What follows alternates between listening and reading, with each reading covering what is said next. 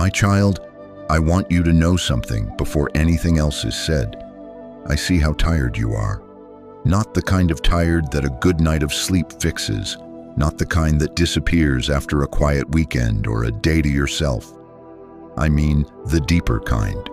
The kind that lives just beneath the surface of a smile. The kind that has learned to function anyway, to answer the phone, to show up on time, to say the right things, while something underneath grows quieter and quieter. You have been dependable for a long time now, and that is not nothing. The people around you have leaned on that. They have counted on it without always saying so. You became the one who holds things together. And somewhere along the way, holding things together became simply what you do, who you are, what is expected. But I want to ask you something gentle. When was the last time someone asked how you were, and you told them the truth? Not the easy answer. Not the "I'm fine, just tired." The real answer. The one you carry quietly through the middle of every day and set down only when everyone else is asleep. You may not even remember what that truth sounds like anymore. That is how long you have been carrying it. There is a particular kind of exhaustion that belongs to people who love well and give freely. People who were taught that showing up matters, that being responsible is faithfulness, that the needs of others are urgent and your own can wait. You learned those things from real places, real experiences, and there is something genuinely beautiful in the way you love. But beauty can be heavy, and you have been holding it for a very long time. Here is what I notice, my beloved, and I want you to hear this carefully, without shame. Somewhere in the rhythm of all that giving, something shifted. Not all at once. Slowly, the way a room gradually dims when no one thinks to turn the light back on. You kept showing up for everyone. And somehow, without meaning to, without even fully realizing it was happening, the one place you stopped showing up was here. And still, you came here. That matters more than you know.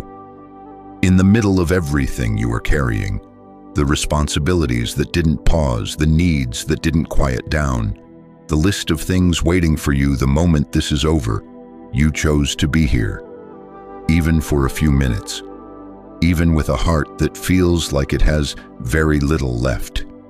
I want you to understand something.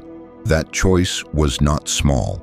I have watched many hearts grow tired like this, hearts that kept loving, kept functioning, kept believing in the quiet background of their lives, even when closeness felt distant, even when prayer felt like speaking into an empty room. And I have noticed something about people like you. You rarely stop caring. Even when you feel hollow, some part of you still reaches, still leans in the direction of something more, still finds a way to show up, even here, even now, even like this. That reaching, I see it. I see you. Not the version of you that has it together, not the one who sounds strong in front of others. I see the one who got quiet when no one was looking, the one who has been going through the motions of faith while privately wondering if the connection is still there, the one who prays because it feels wrong not to, but hasn't felt truly held in longer than you want to admit. That is the one I am speaking to right now. Before you listen any further, I want you to know I see you here. I see you choosing to sit with me for these few minutes.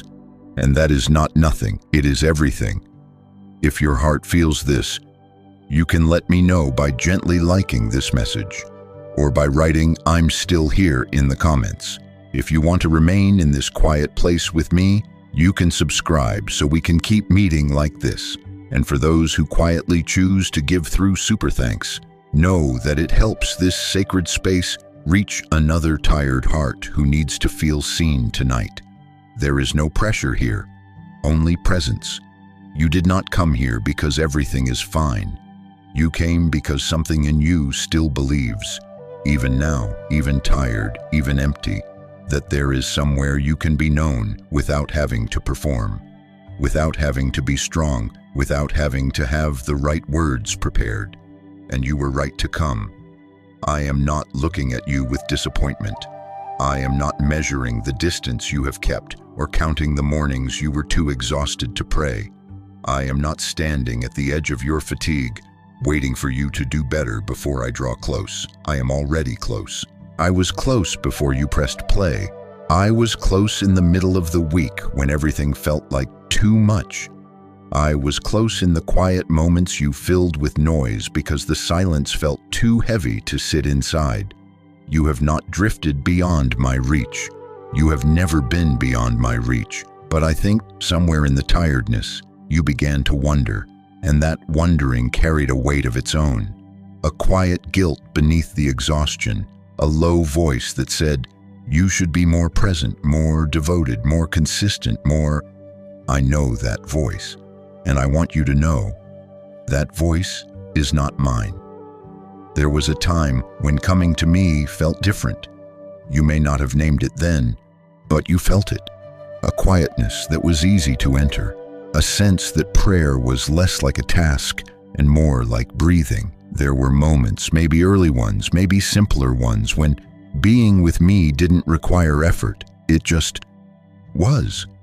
You remember that, even if only faintly, and somewhere between then and now, something changed.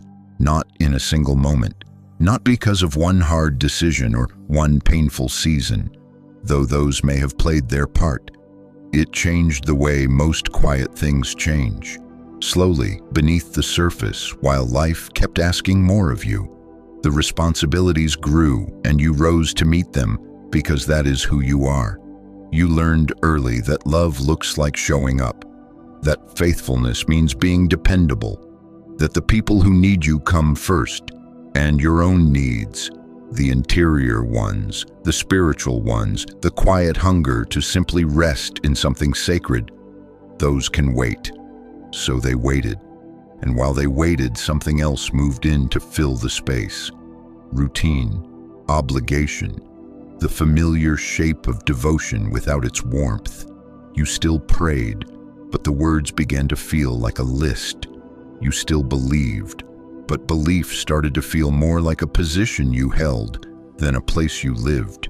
You still came in your own way, but coming began to feel like duty rather than desire. And the saddest part of that, the part that aches quietly when you let yourself notice it, is that you miss it. You miss the closeness, not the idea of it, not the theological concept. You miss the actual feeling of being near something that knows you completely and holds you anyway. You miss prayer that felt like conversation. You miss the moments when a simple line of scripture landed somewhere deep and you just knew it was meant for you. That missing is not a sign of weakness. It is a sign that something real was there. You do not ache for things that never mattered.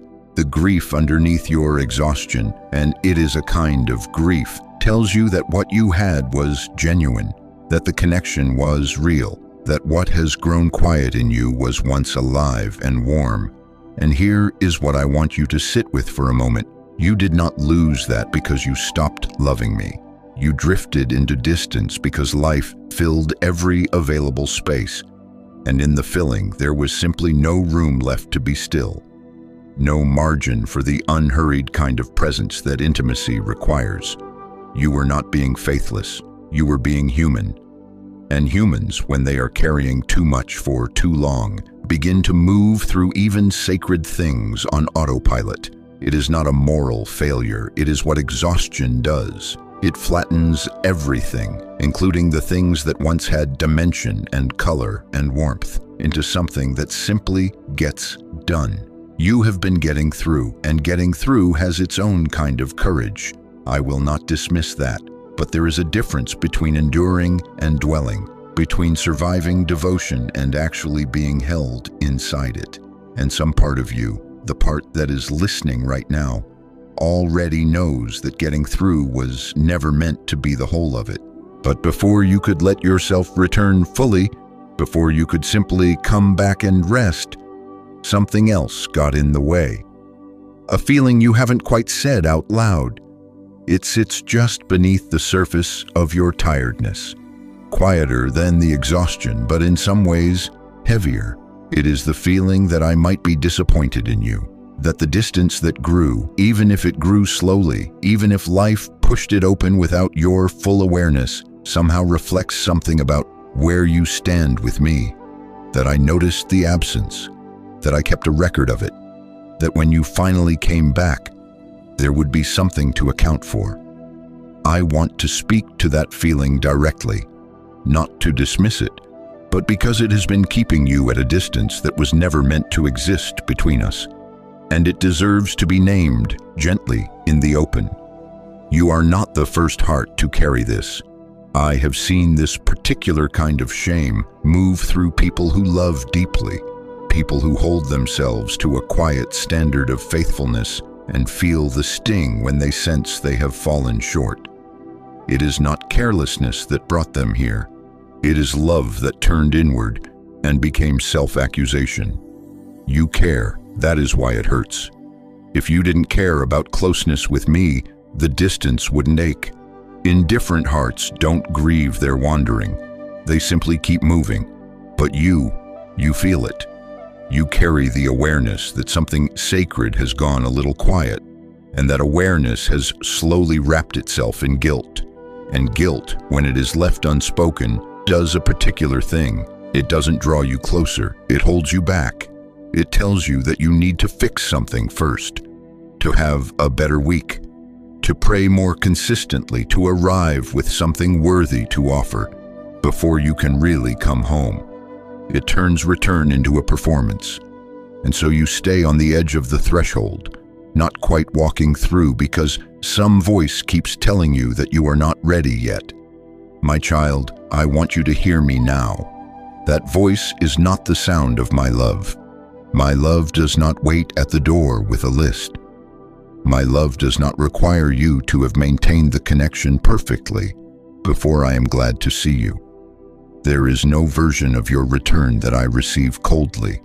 There is no moment of homecoming where I remind you first of how long you were gone. The shame you have been carrying, that low, persistent feeling that I am somehow less pleased with you, that the warmth between us must be rebuilt from scratch before you deserve to feel it. I want to lift that from you right now.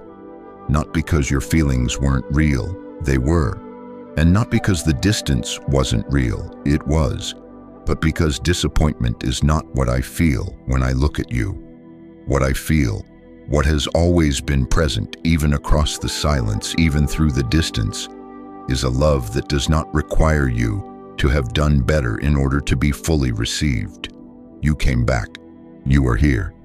And to me, that is not the end of a long absence. That is simply you coming home. And I want to tell you something about the road that brought you here. Because it wasn't laziness, it wasn't indifference, it wasn't a slow drift away from me, born out of not caring enough.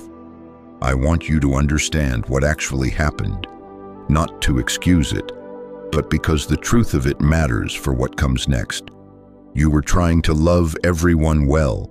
That is where this began. Not in selfishness, not in rebellion, in love, in a deep, genuine sense of responsibility for the people around you, their needs, their struggles, their well-being. You felt the weight of what they carried, and you moved toward it, because that is what love does. That is what I placed in you. But somewhere in all that moving toward others, you stopped letting anyone, including me, move toward you. You became the one who gives, the one who holds, the one who steadies. And over time, that role settled around you so completely that receiving started to feel unfamiliar, strange even, like it belonged to someone else, someone less capable, someone who hadn't learned yet to manage on their own. So, you managed. You carried the weight of others and quietly added your own to the same load. You prayed for everyone around you and let your own interior life go unattended.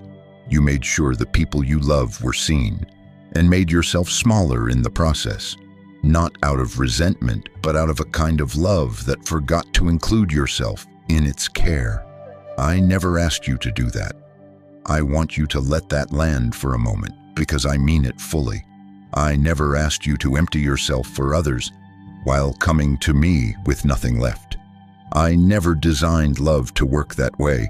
Not the love I modeled, not the love I called you into. When I spoke of laying down your life, I did not mean the slow erasure of your own soul. I did not mean for devotion to others to become the reason you and I grew distant.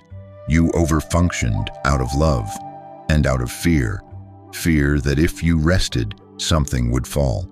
Fear that if you let go, even briefly, you would be failing someone who needed you. Fear that your own needs, including the need for stillness, for replenishment, for genuine time with me, were somehow less urgent than everything else demanding your attention. And so you kept going and going until you arrived here to this moment, feeling like a person who has given everything away and is standing in the quiet, wondering if there is anything left. Some of you listening right now feel something opening in your chest as these words settle in. And when hearts feel moved in moments like this, some quietly choose to support through super thanks, not because they must, but because love, when it is touched, sometimes overflows into generosity. If that is you, I receive your kindness with tenderness. It is not payment, it is participation in keeping this light on for someone else who is barely holding on, who needs to hear tonight that their exhaustion is not a betrayal. My beloved, the exhaustion you feel is not a sign that you failed. It is a sign that you have been carrying something that was never meant to be carried alone. And I have been here all along, through every full and empty season, not waiting for you to have more to offer, but waiting to be the one who carries it with you. And now I want to speak to the belief that has perhaps settled most quietly and most painfully into the center of your exhaustion, the belief that you have nothing left to give. I hear it in the way you approach this moment, the almost apologetic quality of your coming, the sense that arriving empty is arriving wrong, that before you can really be here, really present, really connected, really in relationship with me, you need to have something to bring, some measure of energy or faith or feeling or devotion that makes the visit worthwhile, as though I am someone you need to come prepared for, as though emptiness disqualifies you from nearness. My child, I want to gently turn that belief over in the light, because it is keeping you from the very thing you are aching for. You think you have nothing left.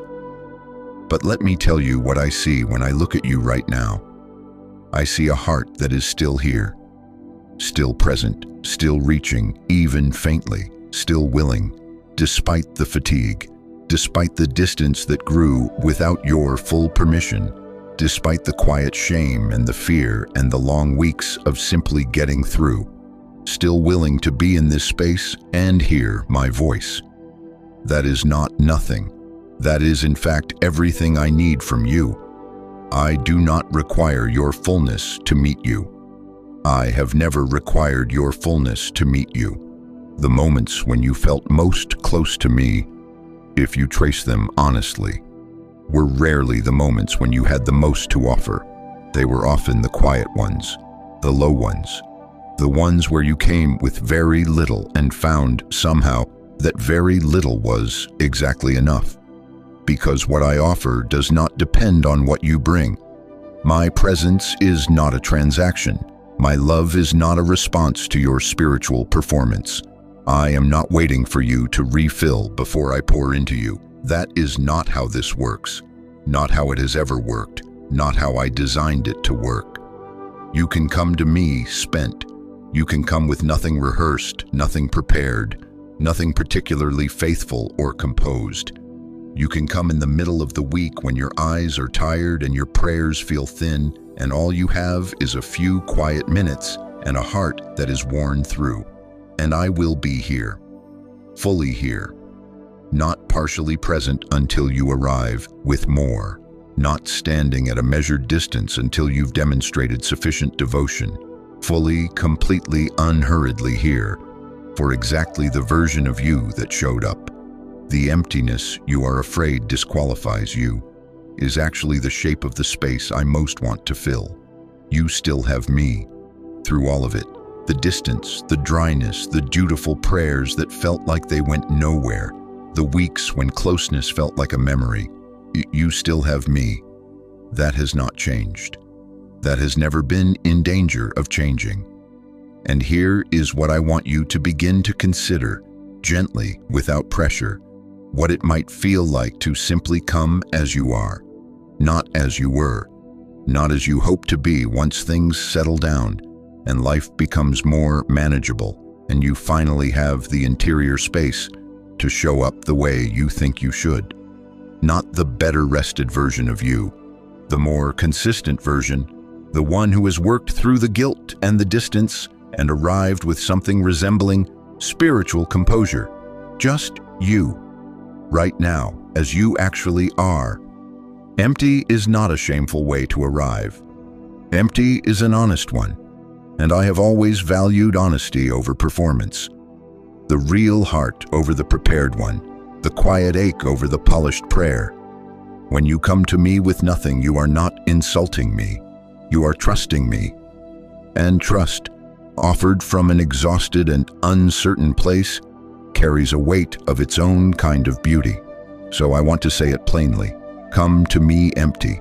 Bring the tiredness. Bring the hollow feeling that has lived in your chest for longer than you want to admit. Bring the prayers that don't have words yet, the ones that are just a kind of inner leaning, a turning in my direction without knowing what to say. Bring the dry seasons and the weeks that felt like going through motions and the moments when you wondered if the warmth would ever come back. Bring all of it, not because I need you to lay it out before me in an orderly way, not because confession is the price of closeness, but because carrying it alone has cost you something, and you were never meant to bear it in silence.